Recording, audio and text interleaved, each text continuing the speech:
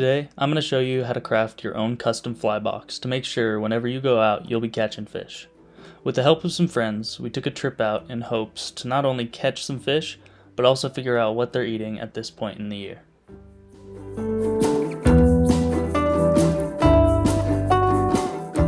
After we get to where we're going to be fishing, it's important to stretch your legs so you're ready to walk.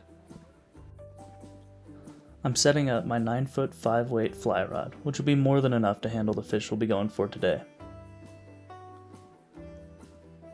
I also chose to go with a simple grayish-white streamer meant to look like a bait fish. This has worked well for me in other places, and seeing as everyone else was tying on olive green and brown streamers, it only felt right to switch it up on the off chance the fish wanted something a little different.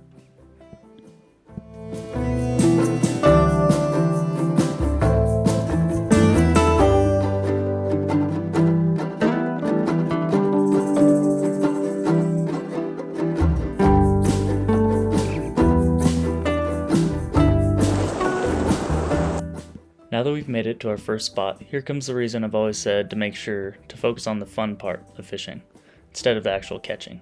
When your goal is to find out what patterns fish are hungry for, sometimes that means you won't catch anything at all the entire day. For me, that's exactly what today meant. So instead, it was simply more practice with my casting abilities.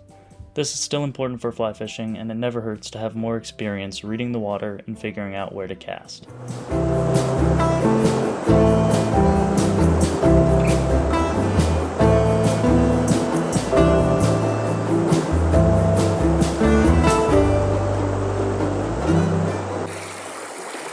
Leaving the first spot after fishing this. On to the next.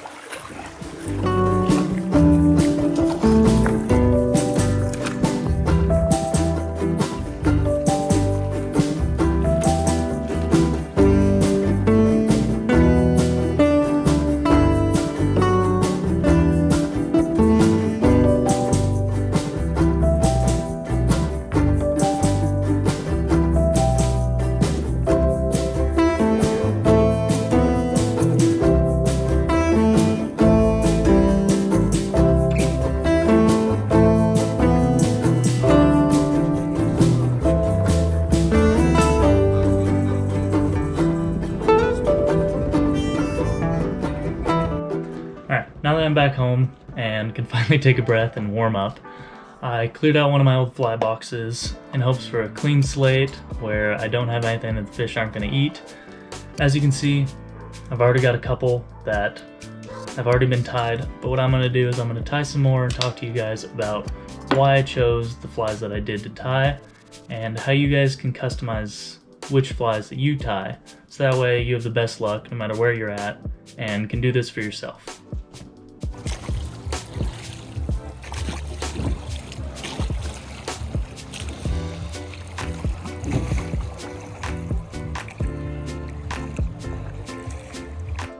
Alright, now that I've tied a couple more flies for this box, we can start diving into exactly which flies I tied and why I chose them. We're up to 6 flies, which should be more than enough to allow me to swap a couple times, and I made sure to tie 2 of each in the off chance and likelihood that I lose one of them, one gets stuck in a tree, have to break it off, all these possibilities, so that way I at least have a backup when I'm out there, and if the fish are eating certain things, I'll be able to swap, add to it. And now we're going to dive into exactly which flies I tied and why I decided to tie them. The first fly that we're going to be looking at is going to be this streamer here. This is going to be the main one that I use. It'll fish like this, so that way the underside is white, top side is a light green or an olive that seemed to be working really well for all my friends, and hopefully will continue to work for me. Here's a little closer shot of it. And yeah, I chose that one because all their streamers were an olive color and everyone caught fish. So clearly something was working.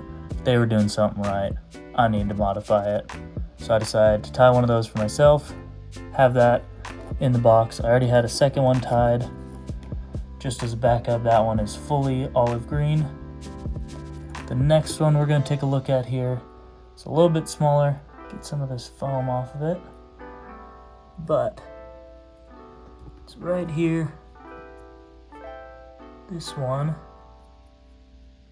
is going to be a good representation if I can get it to focus.